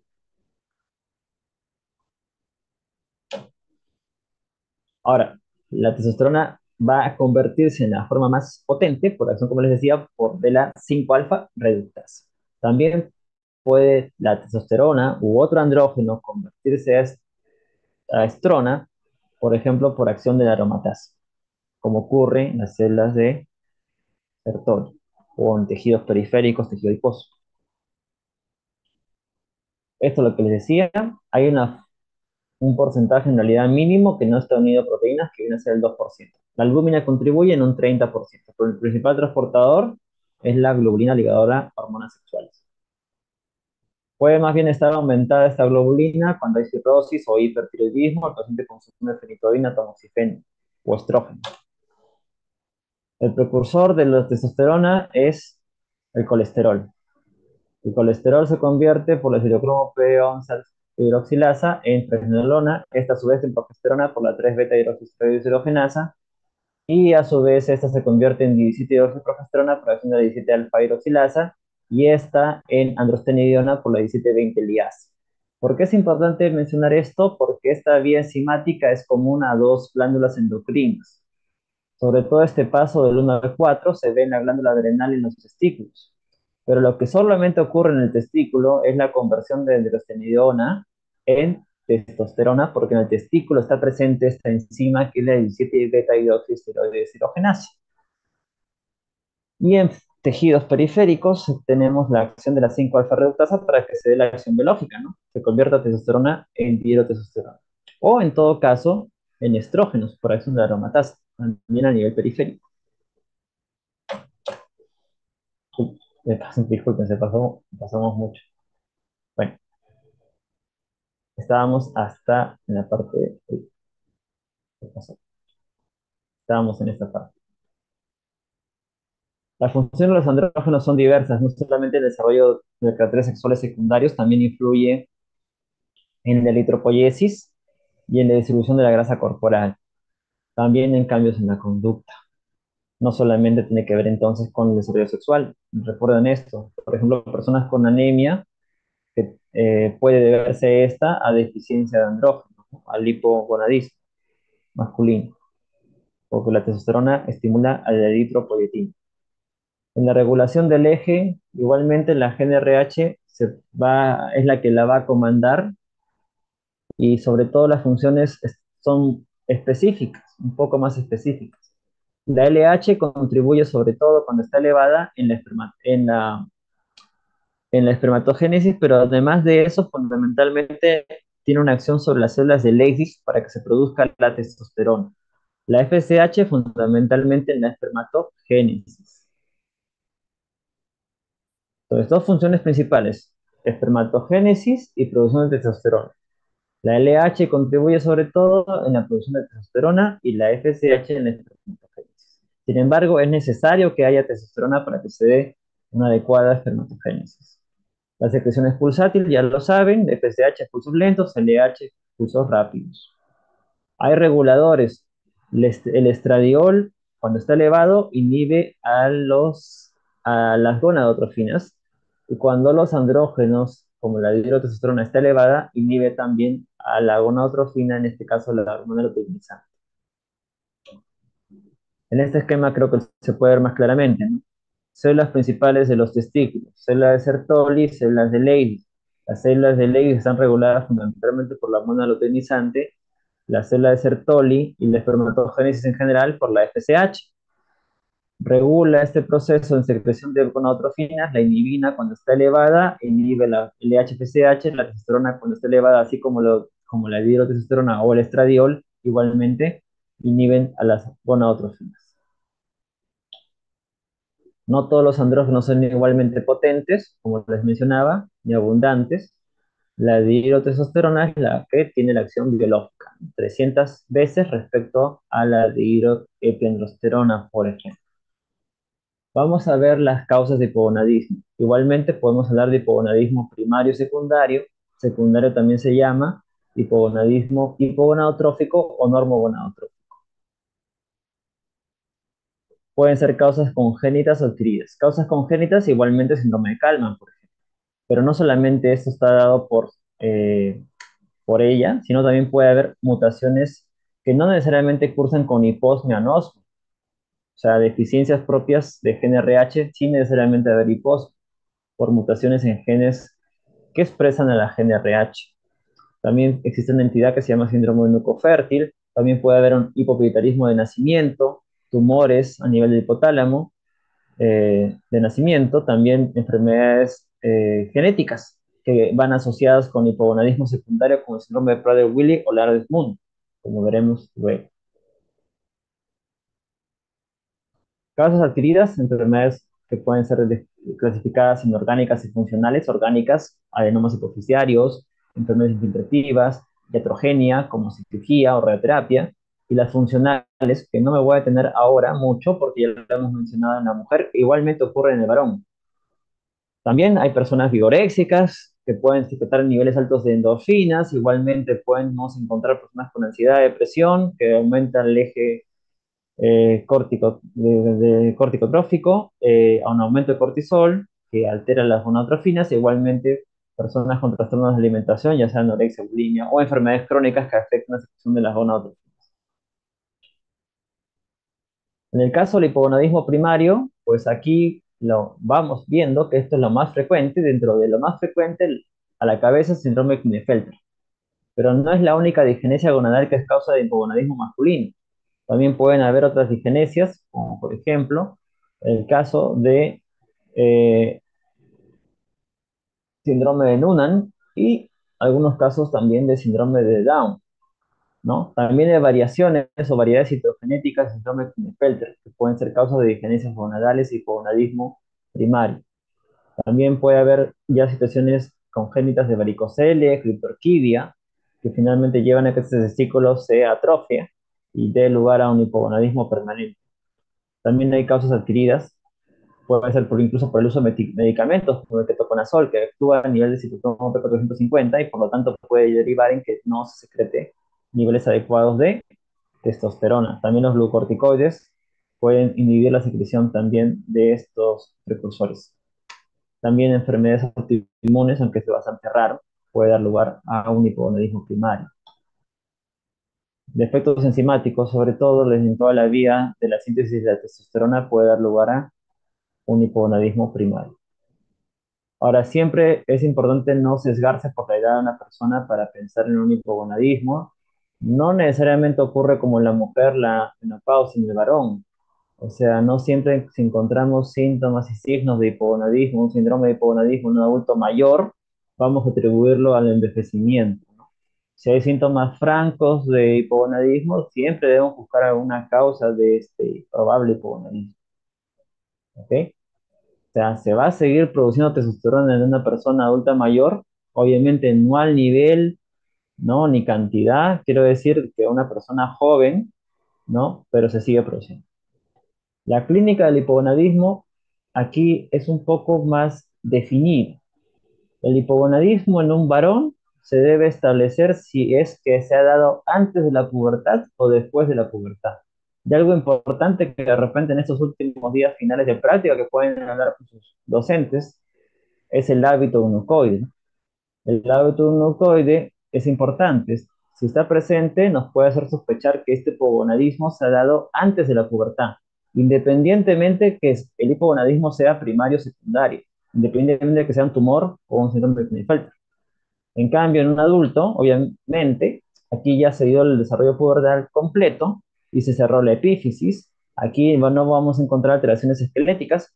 Básicamente encontraremos disminución de caracteres sexuales secundarios, habrá disminución de la libido, puede haber riesgo de osteoporosis, osteopenia, puede haber también anemia, dislipidemia o obesidad.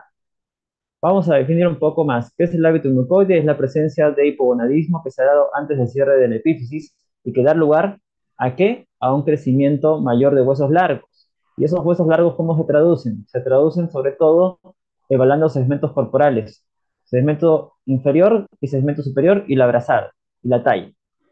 En el caso de que haya un crecimiento mayor de huesos largos, vamos a encontrar que el segmento inferior, que viene a ser la distancia que hay entre la sínfisis del pubis y el suelo va a ser mayor que la distancia que hay desde el vértex al pubis, que se llama segmento superior.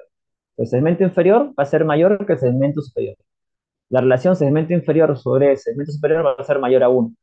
Y la brazada, que es la distancia que hay entre los brazos extendidos de una persona contra la pared, si la comparamos con la distancia que hay en centímetros de la talla, vamos a ver que la brazada excede a la talla en 5 centímetros en el hábito nucoide. Entonces, en el hábito nucoide, además de encontrar disminución de caracteres sexuales secundarios, encontraremos estas alteraciones en las medidas antropométricas. Asociado a esto, un pobre desarrollo muscular.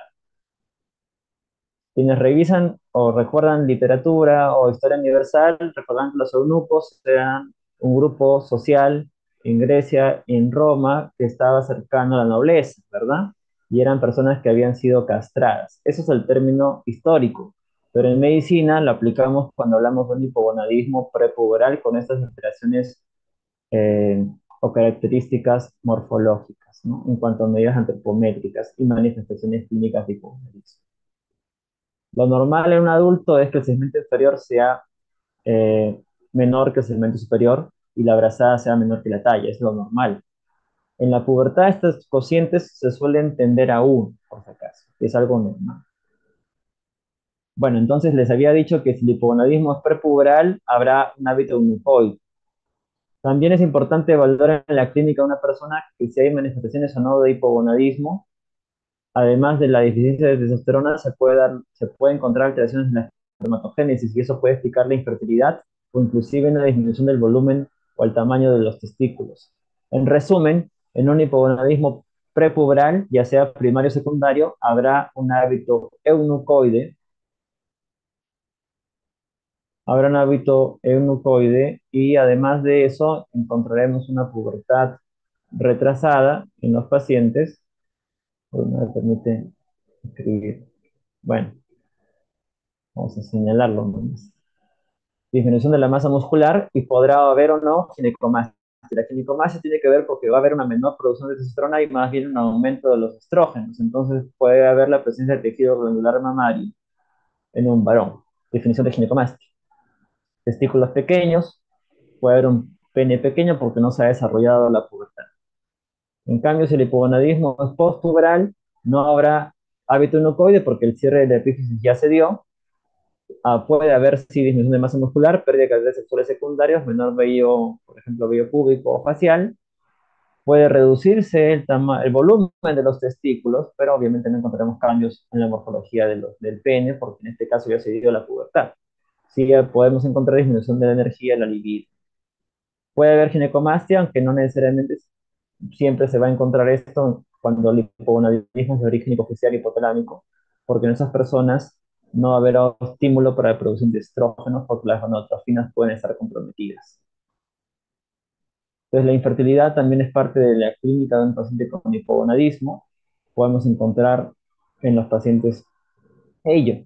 Sin embargo, hay situaciones también patológicas en las cuales una persona puede seguir produciendo testosterona en niveles adecuados, pero su problema es la infertilidad y eso tiene que ver con daños en los túbulos seminíferos. Hablemos un poco de las etiologías clásicas. El síndrome de Klinefelter es la causa más frecuente de hipogonadismo masculino. Se puede reportar 1 en 500 en recién nacidos vivos. Suele ser pacientes con talla alta y el coeficiente intelectual puede ser normal. Ojo, puede ser normal el coeficiente intelectual.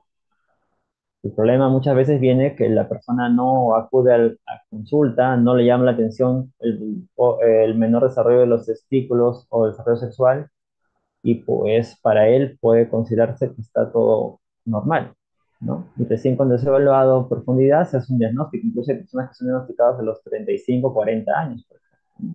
Cuando acuden por problemas de fertilidad. Ahora, eh,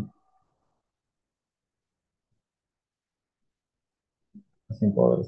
Ya. Ahora, en relación al síndrome de Kalman, les mencionaba que esto tiene que ver con mutaciones en las neuronas, perdón, o los genes que secretan la GNRH, cuando hay alteraciones además de la placa olfativa, y eso explica la hiposmia, anosmia. En el caso del varón, además de lo que vimos en la mujer, puede haber criptorquidia, ¿no?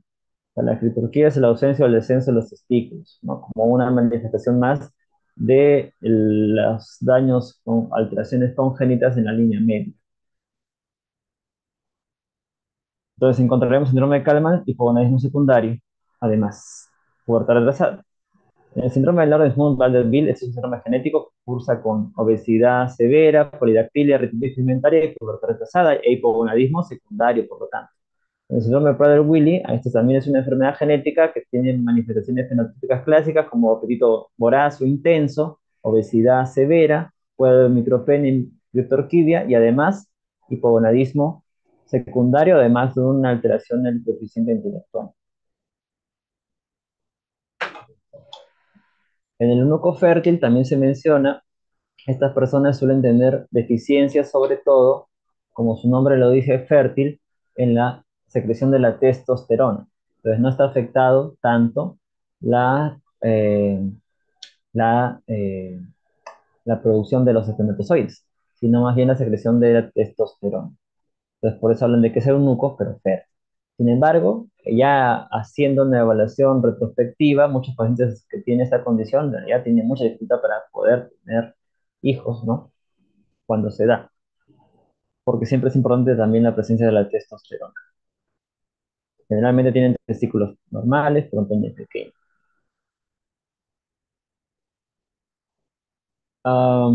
Y una complicación en la clínica de los pacientes con hipogonadismo es la osteoporosis.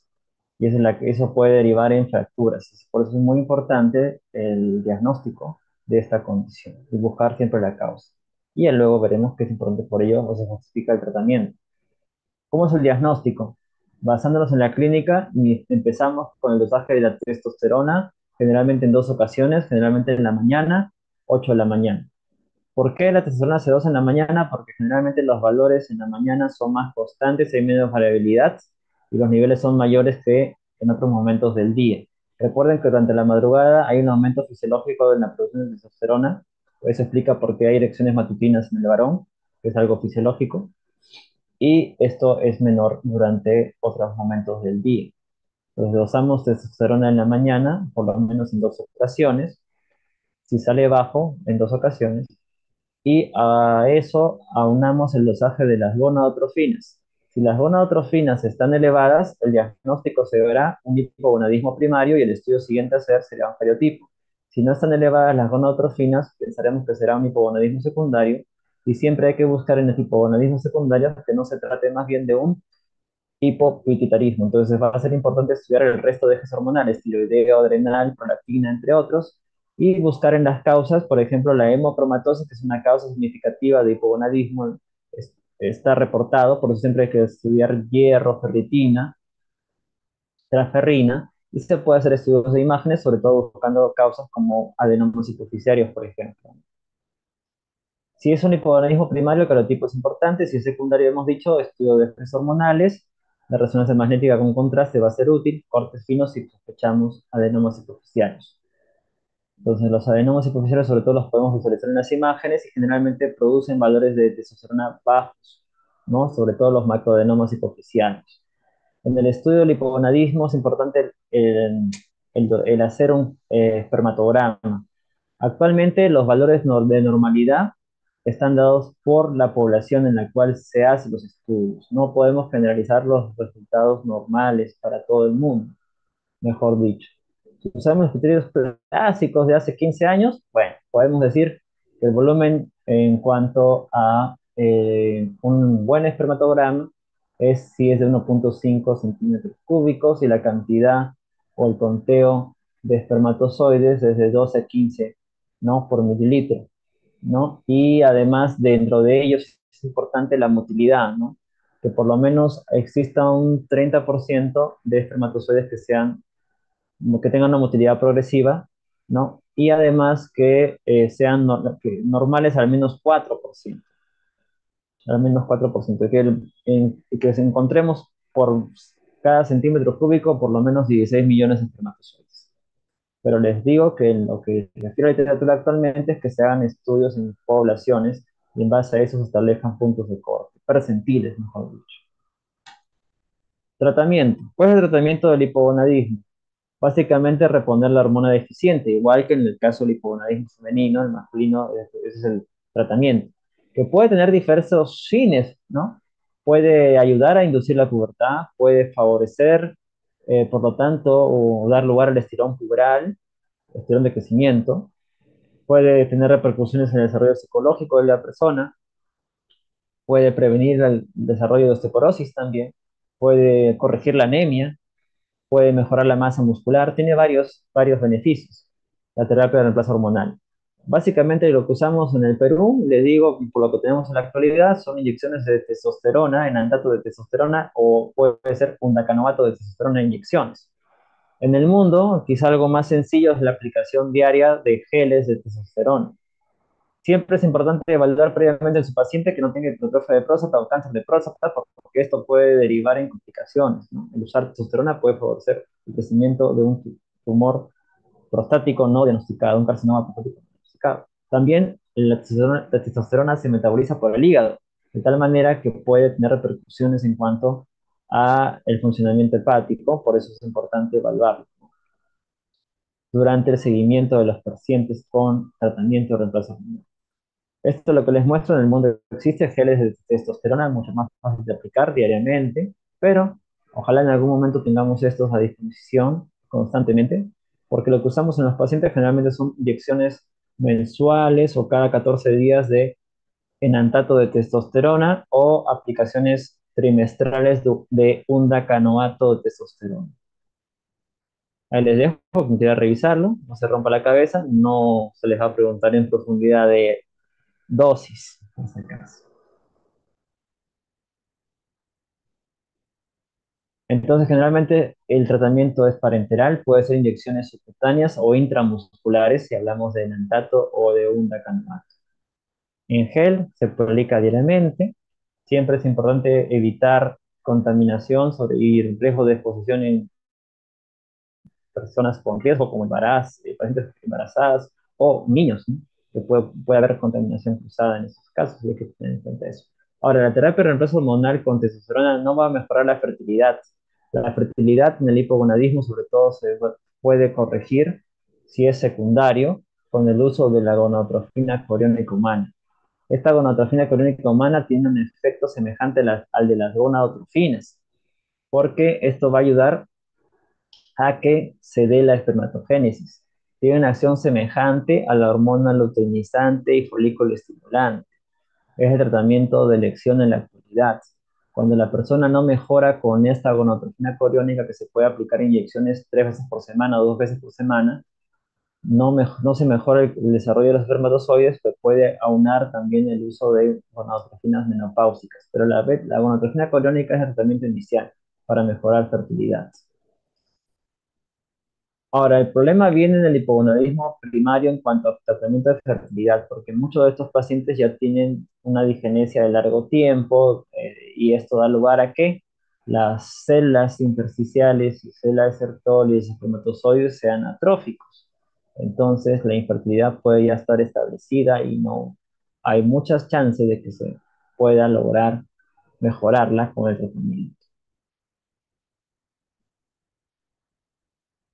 Siempre está indicado el tratamiento del hipogonadismo, sí, porque mejorar la fertilidad es un beneficio, pero el otro beneficio, y podemos decir el mayor, es que si falta testosterona, los huesos se van a volver frágiles igualmente y puede haber riesgo de fracturas también. Pues, independientemente de la edad, se debería considerar el tratamiento permanente del hipogonadismo, sea primario o secundario. No, sí debemos favorecer el uso de testosterona cuando no es por esa indicación. Usar testosterona para aumentar masa muscular, personas que, por ejemplo, hagan eh, o que se desarrollen en el área de fisiculturismo, en realidad en esas áreas no debería usarse y deberemos siempre desalentar el uso de testosterona en esas condiciones. Bueno, no sé si tengo tiempo para poder hacer esta pregunta, pero el caso clínico era un paciente adulto de 22 años que tenía disminución de erecciones matutinas y debilidad muscular, tenía una relación segmento inferior sobre segmento superior mayor a 1, una brazada mayor a la talla y ginecomastia, y un volumen testicular de 4 centímetros cúbicos que eran pequeños y duros estos testículos. ¿Cuál es el diagnóstico más probable en ese caso? Lo van ¿Qué edad? pensando. ¿Ok? Me dicen hipogonadismo hipergonadotrófico prepuberal. Entonces, de plano sí, efectivamente, prepuberal, ¿por qué? Porque vemos que hay un hábito eunicoide. Otro aspecto importante sería pensar, no hay laboratorio.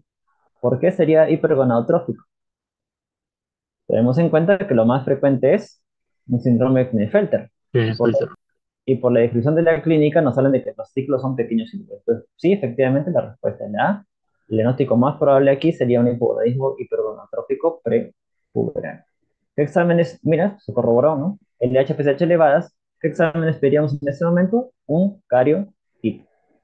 Bueno, pues en conclusión, el hipogonadismo, en el caso del varón, ¿no? Se puede ver a una menor producción de testosterona o daños a nivel de los testículos, ¿no? O problemas a nivel del hipotálamo hipófisis, que viene a ser el hipogonadismo secundario. Siempre es importante en la evaluación diagnóstica el dosaje de la testosterona para determinar si es efectivamente o no, hacerlo en la mañana y aunado a eso se puede estudiar las gonadotrofinas. Importante también evaluar la presencia de infertilidad, hacer las pruebas correspondientes, tomar en cuenta que hay condiciones que afectan a la globulina de hormonas sexuales, también eso es importante en el diagnóstico.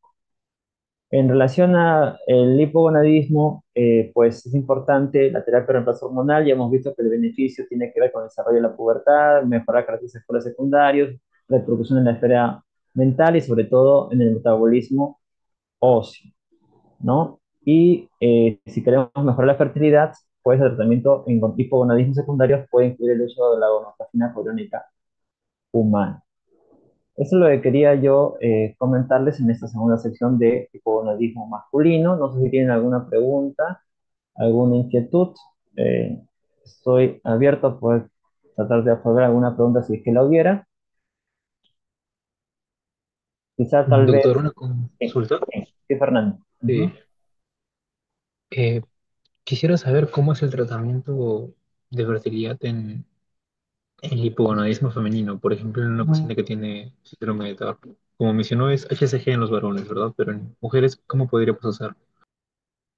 Sí, como les mencionaba, también está acá en la lámina, el uso de inductores de la ovulación es una alternativa. O sea, en primer lugar hay que establecer claramente la etiología, ¿no? Y si hay chances de mejorar la fertilidad o no, porque hay que ser realistas desde ese punto de vista, ¿no? Generalmente las disgenencias gonadales suelen tener un peor pronóstico, el hipogonadismo secundario suele tener un mejor sí, un mejor pronóstico para mejorar la fertilidad. Pero si se plantea eso, luego pasamos a definir si es una terapia de baja complejidad o alta complejidad.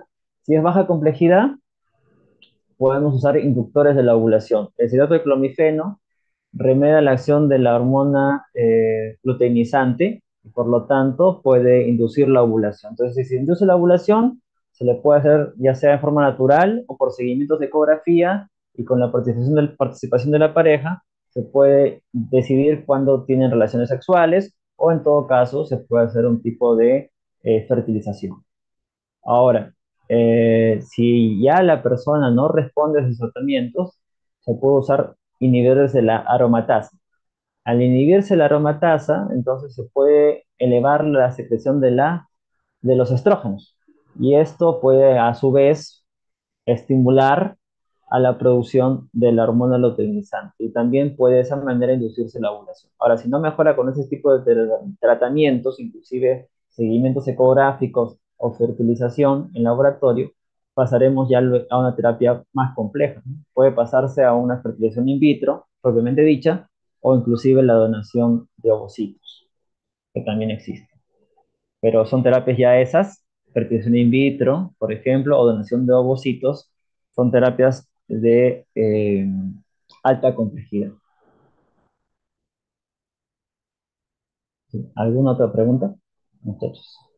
A diferencia del paciente varón, la mujer no tiene esos óvulos, por decir así, deficientes, ¿verdad? ¿En qué sentido? Por ejemplo, el varón con Klinefelter tiene, o sea, por más que está recibiendo tratamiento desde Claro, joven, claro, tiene espermatozoides deficientes. La claro. mujer con 45 quiso, ¿también los tiene así? ¿O son óvulos normales, como por ejemplo para poder hacer un in vitro?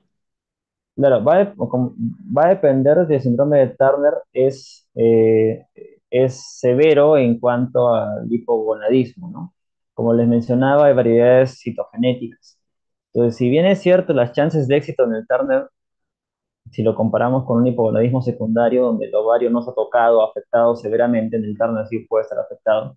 Si tiene una paciente con un síndrome de Turner diagnosticado desde nacimiento, con un hipogonadismo severo, con una variedad citogenética como 45, con una monosomía, pues probablemente sí, las chances de éxito no sean tan buenas, pero podría potencialmente mejorarse y poder lograr la ovulación porque sí podrían haber ovocitos que sean lo suficientemente eh, viables. Pero si es una variedad citogenética como mosaicismos, sí, tendrían inclusive un mejor pronóstico, ¿no? Por ejemplo, en casos en los cuales el hipogonadismo no ha sido tan severo, en esas variedades citogenéticas podría sí responder bien a un tratamiento de fertilidad. Entonces ahí es importante determinar también las variaciones citogenéticas, ¿no? Lo mismo se aplica para el Klinefelter, por si acaso, ¿no? También hay variaciones citogenéticas que quizás no han dado en eso, ¿no? Pero típicamente sí, la infertilidad es un gran problema en el síndrome de Klinefelter. Doctor, ¿y cómo es el proceso cuando una paciente que tiene ovario poliquístico solamente ¿En, debe el ca- seguir su tratamiento y va a ser consecuentemente fértil a largo plazo? en qué caso? En caso de infertilidad. En caso de ovario poliquístico, tengo entendido que de por sí hay un rango mayor de infertilidad. En todo caso, si la paciente está tratada con anticonceptivos orales, a la larga esta va a terminar regulando su ciclo y por ende siendo fértil otra vez, ¿verdad? Claro, en el caso del síndrome ovario poliquístico, ahí sí no vemos un daño propio severo del ovario, ¿no? Y de los ovocitos, entonces, y los folículos primordiales. Entonces, si la persona empieza un tratamiento, depende del tratamiento si desea gestar o no. Quizá no me he detenido tanto eso en esta presentación, porque no era solo de ovario poliquístico, pero cuando se habla de tratamiento, lo primero que hay que preguntarnos es si la persona desea tener hijos o no. Si la persona desea tener hijos, el enfoque es manejo de fertilidad. No quiere decir que todas las personas van a tener infertilidad, por si acaso. Hay personas que si se bajan de peso, se corrige la resistencia a la insulina, pueden tener ciclos menstruales normales y pueden gestar. Ahora, ojo, obviamente que si hablamos de que desea gestar, tratamiento con anticonceptivos no se da. ¿Ok? Esa no es la finalidad. Si la persona baja de peso, cambia estilos de vida, eh, y tiene ciclos menstruales, si bien es cierto, quizás no tan regulares, pero sí tiene ciclos menstruales, puede quedar embarazada. La chance de éxito es más baja. Ahora, si aparece la infertilidad, ahí sí el manejo es semejante a lo que les acabo de describir. Baja complejidad, inductores de ovulación y alta complejidad que puede llegar a fertilización inclusive in vitro. Es el mismo enfoque. Si no desea tener hijos, depende de la clínica del paciente. Si hay una clínica de exceso de andrógenos, como lo vemos en la consulta, por ejemplo, pacientes con hirsutismo, pacientes con acné, pues el enfoque va a ser anticonceptivos y o el uso de antagonistas de los andrógenos como la espironolactona. En el caso que la paciente tenga problemas en ciclos menstruales, recordar que los ciclos irregulares o amenorrea o oligomenorrea predispone a hiperplasia de endometrio, mayor riesgo de cáncer de endometrio. Entonces tenemos sí que ciclar a la paciente. Entonces podemos usar anticonceptivos orales para ello, ¿no? Estradiol, por ejemplo, y citosterona o también drosperinol, ¿no? Que anticonceptivos orales incluyen estrógenos y andrógenos con efecto antiandrogénico para regular los ciclos menstruales. Ese es el enfoque. Perfecto. Entonces, no quiere decir necesariamente que todas las personas van a tener con síndrome poliquístico infertilidad. Ok, ¿alguna otra pregunta, muchachos? Bueno, se ha ido Muchas reduciendo un gracias, poco, doctor. ¿ok? Se ha ido reduciendo un poco el auditorio. Sé que tienen una clase a las 5:10. Espero que revisen los temas más importantes, sobre todo un poco, denle un tiempo a la fisiología si no está muy sólida en su formación hasta el momento, ¿no? Que es parte de lo que se suele tomar en cuenta en las evaluaciones del curso. Bien, espero que haya sido significativa esta sesión de hoy día para su aprendizaje y espero verlos en algún momento en el camino. Muy buenas tardes y les deseo éxitos en sus evaluaciones y en realidad en toda su formación médica como parte de este pregrado. Buenas tardes. Buenas tardes, doctor. Hasta luego.